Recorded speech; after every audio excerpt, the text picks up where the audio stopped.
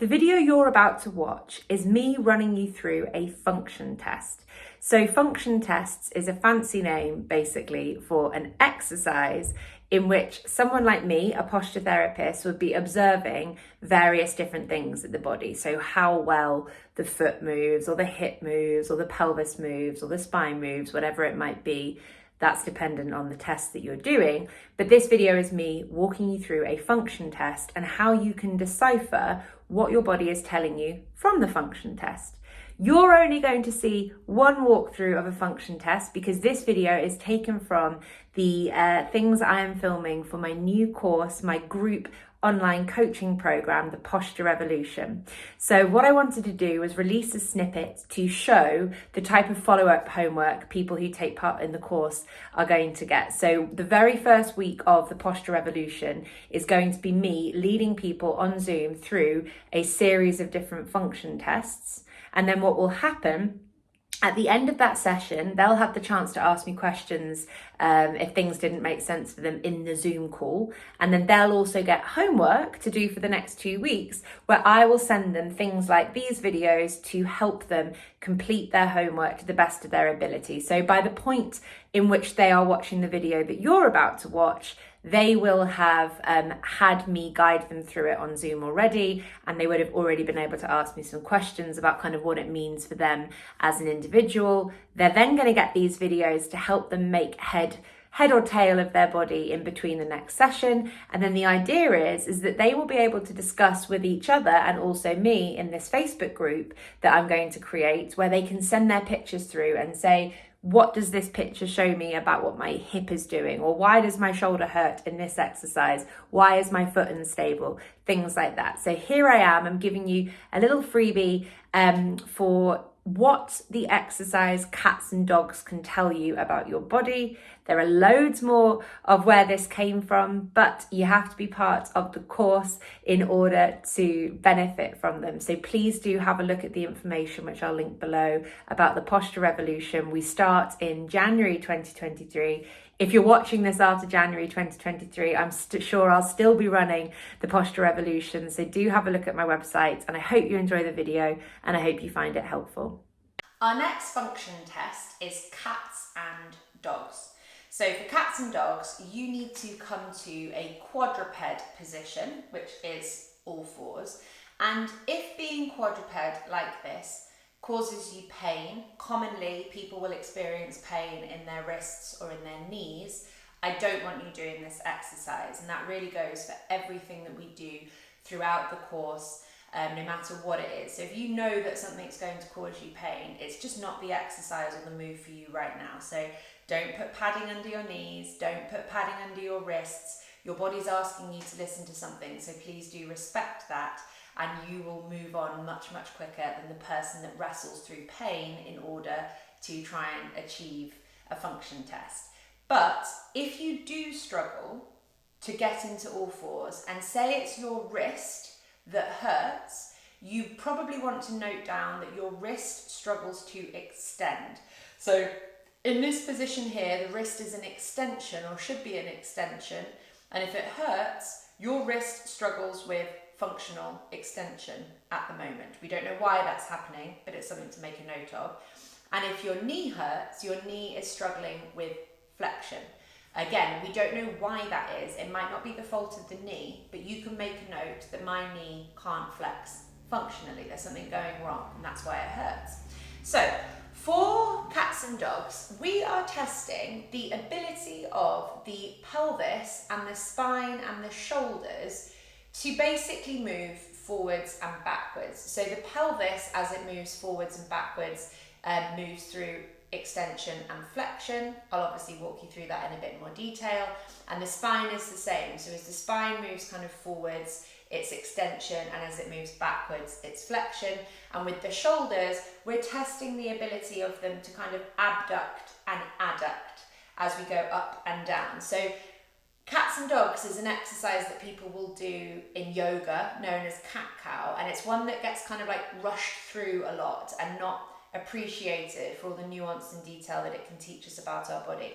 This is as much a shoulder exercise as it is a spinal or kind of pelvic exercise. So let's not neglect the shoulder portion of this. Once again, for these function tests, you may want a partner, or you might want to film yourself doing them yourself and kind of assess your own videos. It might be nice to have them to compare as the course goes on and see how you feel at the end.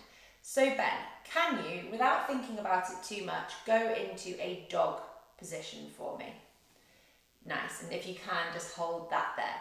So dog, and if you do yoga, you'll know this as cow, but dog is testing the ability of the pelvis and the spine to extend. So Ben's pelvis moved forwards, and when I say forwards in this instance, it's like down. It moved forwards and down into extension so that he's created a little bit of an arch in his lower back. What we're asking his shoulders to do is to adduct. So we're asking them to kind of draw together. Ben, to me, looks like he's got an okay amount of extension through his pelvis. There was some movement there, and his lower back looks like it extends quite well. But he does look like he's a little bit congested in that upper body. He doesn't look like he's quite able to kind of move his shoulders back as far as I want behind his rib cage. Can you also see how he's bending his arms to try and help him out? So Ben, I'd like you to straighten your arms out for me. And I want you to keep trying to pull back and down through the shoulders here, but keeping the elbows straight. When you do that, where do you feel the work happening? Primarily across the top of my left shoulder and down the sort of front edge of my left arm. Lovely. Okay, so what I asked Ben to do there was remove the compensation, the bend in his elbows, straighten his elbows, but he's still trying to stay in his shoulder blades. And we will do this a couple of times, by the way, so if you don't quite know what he's doing in his shoulders, don't worry, you'll have another chance. And as he's removing that compensation and asking his body to do this more functionally, he is pinpointing an area of dysfunction. So he's now feeling his left arm, his left shoulder, his left mid-back differently to how he normally feels them, because his elbows aren't cheating and we're waking up muscles that don't often wake up. And I didn't know that this was going to happen before we made this video, but I know Ben's posture, and that makes complete sense to me, knowing what I know about Ben's posture. Okay, we'll go the other way now. So Ben, can you take yourself into a cat position? So for cat, it's testing the opposite. We are testing flexion of the pelvis, the spine, and abduction. I had to think about that there. Abduction of the shoulders. It's the kind of like the moving away of the shoulders from the midline. Again, I know Ben's posture fairly well, and I can confidently say that Ben is very good at moving his pelvis into flexion. So he's kind of tucking that pelvis under versus moving it forwards into extension. A little bit like in the other videos that demonstrate child's pose and hanging, we can see that actually Ben has very good flexion of his entire spine. So we've got this rounding that starts at his sacrum, and it's like that little rainbow all the way down because he can get good flexion of his entire spine. And I'm looking at his shoulders, and he looks like he's able to kind of push out of them very well. So yes, he looks very easy and strong in this position. One thing that he didn't do, and Ben, we're going to demonstrate this again, but if you move through it kind of quickly, but can you do shifting backwards and forwards for me?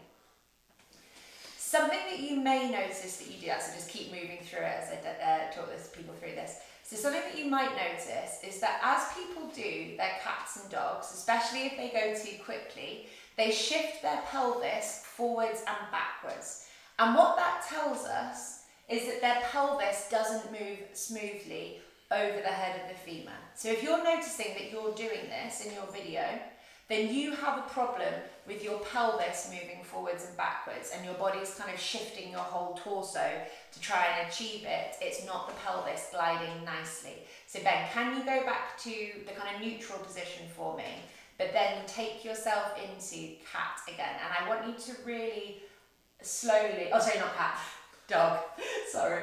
I want you to move yourself into dog.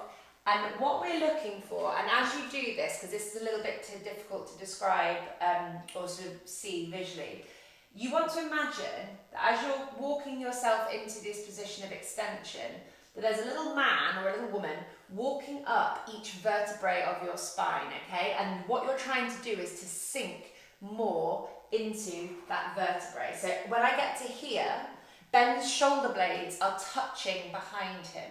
He's really engaging his kind of upper and mid-back muscles to pull the shoulder blades back and down behind him and to try and pull them away from the ears. So that will be where he gets the hard work going on through his like mid-back and shoulder area.